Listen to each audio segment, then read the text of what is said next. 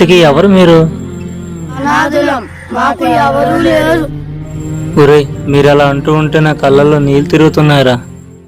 ఇప్పుడైతే నేను మీకోసం ఏం చేయలేకపోవచ్చు, కానీ ఆలోచిస్తాను. అంతవరకు ఈ డబ్బులు తీసుకోండి. వద్దన్నయ్య. పర్లేదులే చిన్న, తీసుకోండిరా. నీకు ఊర్లో దించేస్తాను. మీ ఇద్దరు నడుచుకొని వచ్చేయండి, సరేనా? జాగ్రత్తగా కూర్చో.